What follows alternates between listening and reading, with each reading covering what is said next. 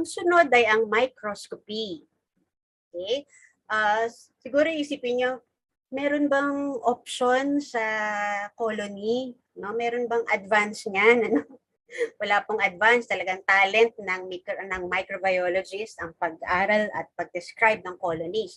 Pero ngayon, dito sa microscopy and morphological characteristics, gagamit tayo ng traditional at gagamit tayo ng advance. Nasa inyo yun kung ano ang kailangan.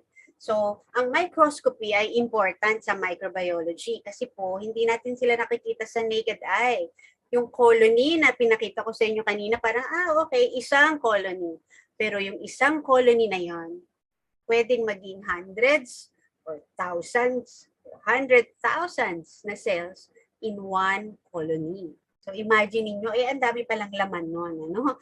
So kailangan nating aralin, in addition to the color, the form, the margin, and elevation, anong itsura nila? Anong shape? Anong size? No? Meron ba silang extra structures? No? Sila ba ay cute or nakakatakute? No? Kaya kailangan natin ang microscope. Ano? Next slide, please. I think high school, ini-introduce sa atin ang parts of the microscopes. Ano? So, dito sa microscope, tinuturuan tayong gumawa ng wet mount. No? So, kukuha tayo. Ang alam ko, nung high school ako, pinagawa kami ng hay infusion. Sino nakaka-relate? Reacts nga dyan or taas ang kamay, ano? At maghahanap tayo ng mga gumagalaw-galaw na creatures mula sa hay infusion gamit yung ating microscope, ano? So kami nung tuwan-tuwa, wow, nagsuswimming, ano? Tapos sabi ng teacher namin, okay, start to identify. Ay, ma'am, wala po yung gumagalaw. Talaga yung mga estudyante, magaling magpalusot, ano? Pero ito yung beauty ng microscopes. Maybe, pagtingin mo sa hay infusion, ay, nabubulok na damo-damo lang yan. But inside the microscope, you can see the beautiful, beautiful world of microorganisms, ano? At ibigay ko sa inyo yung traditional ways and traditional approaches on how to characterize them morphologically using microscope. Approach number one, simple staining. So pag sinabing simple staining, gagamit lang kayo ng isang uri ng dye or coloring agent. Bahala ka kung anong meron sa inyong eskwelahan or kung anong gusto mong kulay, blue, red, green, yellow, bahala ka, no? Ang mahalaga nito, makikita mo na kaagad ano ang kanilang shape and you can measure their particular size. So very simple, you just have to prepare your smear. In preparation of your smear, you have to pass it sa heat, no, gamit ang inyong Bunsen burner or yung alcohol lamp. In this way, mamamatay na po yung cells natin sa ating staining method. Unlike kanina doon sa hay infusion nating wet mount, lumalangoy-langoy pa sila, no? Pero dito, we cannot afford studying their shape and their structures habang lumalangoy-langoy sila. So kailangan natin silang i-fix, no? Kumbaga parang pumirmi ka dyan, no? Parang gano'n, no? And then when you fix them, you can apply the stain. Just one stain, that is called simple staining. And under the microscope, using your OIO or yung oil immersion objective, dahil po sobrang liit nila, we need a high power objective. Ganyan yung makikita nyo. So you can describe them, bilog ba sila, bacillus, rod, spirillum, etc., etc., and what will be their sizes, no? The second approach, differential staining. No? So, hindi pa ako masaya na gusto ko yung nakita ko yung kanilang shape or nasukat ko sila. Gusto ko kasing malaman ano yung kanyang mga iba pang information. One important information is yung tinatawag na differences in their cell wall. Okay. Narinig nyo na ba kung sino or kakilala nyo na ba? Ayan, si Christian Graham. Christian Graham po, kaya mag-iba ng spelling, no? Christian Graham, baka kung ano-anong, kung saan tayo makarating, no? Si Christian Graham ang nagpauso nitong very, very important, no, na staining method. Correct. Ayan, may bibo na dito sa chat group. Ang gram staining. Ayan, sabi ko nga sa mga estudyante ko po sa microbio, kalimutan nyo na lahat sa microbio. Wag na wag ang gram staining. Why?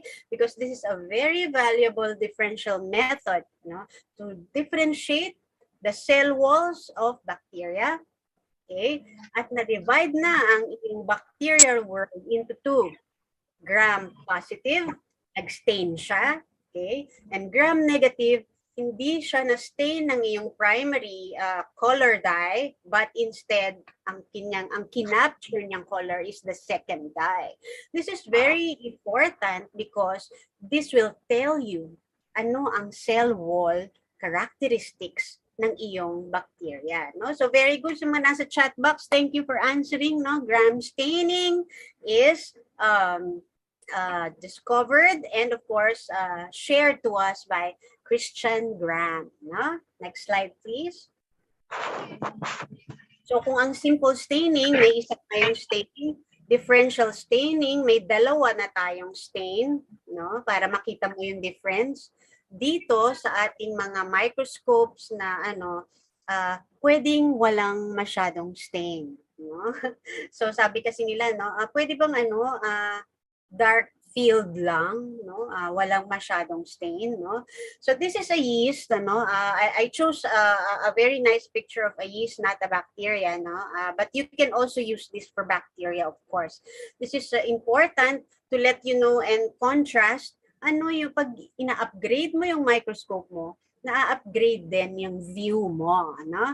So if you wish to check out for other structures, you can make use or upgrade your microscope. Kasi tignan nyo, no? Pag sa bright field microscope, okay, I can see the shape, I can see kung paano sila naka-arrange.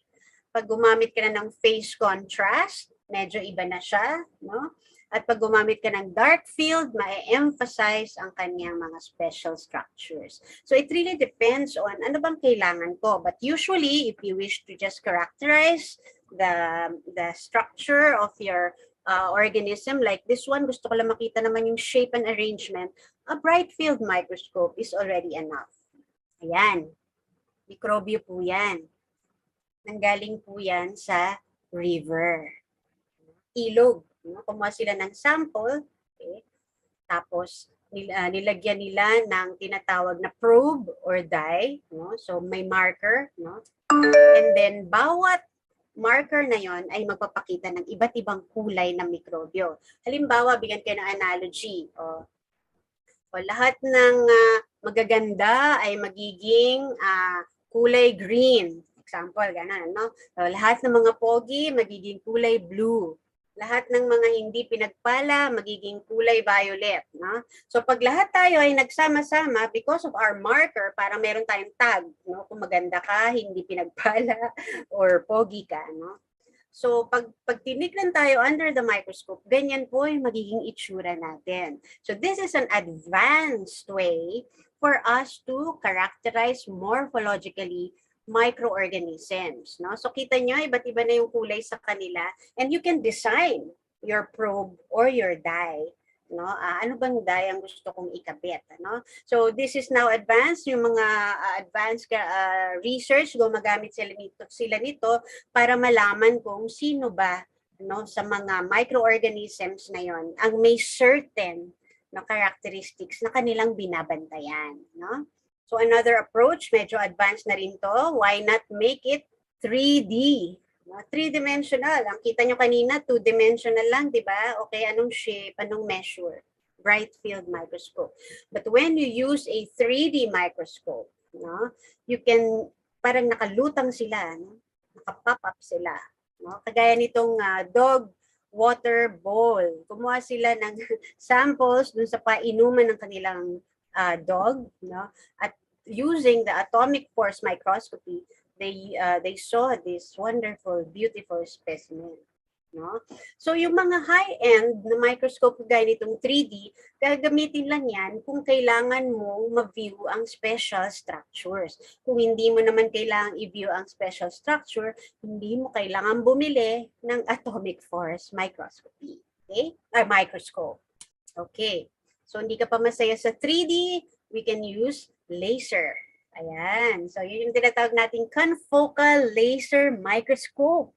So, tingnan nyo dito, no? So, kahit sama-sama yung mga mikrobyo, no? Madi-differentiate nyo sila using confocal laser microscope, ano? So, gumagamit din ito ng mga tracking na component or molecules or dye, no? Para ma-identify mo sila between or makategorize mo sila between the different mixture of microorganisms. Okay? Next slide, please. After laser, why not electromagnet? No? So ito yung mga electron microscope, no? So you have your scanning, pag gusto mong makita yung buo, pinalaki mo lang yung view, no? Using from the bright field microscope or the transmission electron microscope. Kung gusto mong makita naman yung loob, no? So kita niyo dito, no? So you don't really need to buy such microscopes, pero meron tayong mga institutions na meron ito, no? Kagaya nga nung the UPLB Biotech was so helpful with us noon. Wala kasi kami noon na electron microscope. So tinulungan nila kami to view using scanning electron microscopy, whether dumidikit ba yung mga heavy metals sa surface ng aming mikrobyo. Yan. So this is very nice, if you would like to venture, on the use of this one. This is really very nice, no? And then also, meron tayong mga microorganisms like the viruses na kailangan talaga electron microscope kasi very, very small na sila. No?